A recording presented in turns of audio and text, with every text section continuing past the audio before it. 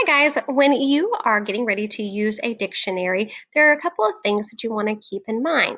We know that a dictionary tells a word's definition or what the word means, but some words have more than one meaning. That's something you guys began to learn in past school years.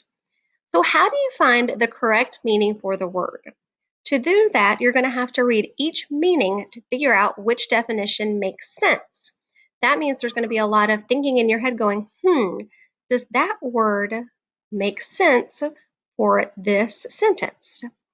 So here's an example. I'm going to scroll down and we're going to look at the definition of the word block. It says that the first definition of the word block is that it's a piece of wood or a hard plastic used as a toy. There's also a sentence that says, my little sister lost the red block she was playing with. The second definition says that a block is an area of a city with streets on four sides. The example sentence says, my best friend and I live in the same block. We start to think about these two different meanings, and we come down to the guided practice section and look at number one. The sentence says, our class used blocks to make a model of our school. To figure out which definition makes sense, we need to think in our heads, it's a classroom and they're using the blocks to make a model. A model is like a structure. It's kind of like when you use Legos or you use blocks to build.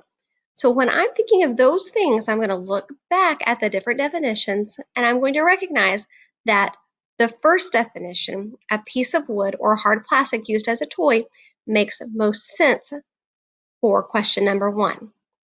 For question number two, we walked around the block to look at the building. So now I'm going to start thinking in my head about walking around a building. So I know that I'm outside, and if I'm walking on something, it's probably part of a street. The second definition makes more sense for the second question. We know that this block must be an area of a city with streets on four sides. Try number three and four by yourself. Number three, our school takes up a whole city block. Which one do you think makes most sense? Definition one or definition two? If you said definition two, that's right. It's an area of a city with streets on four sides. Look at number four. We used every block we had to build our model. Which definition makes sense here? Think about the options and make your selection. If you chose definition number one, a piece of wood or hard plastic used as a toy, that's right. I agree with you.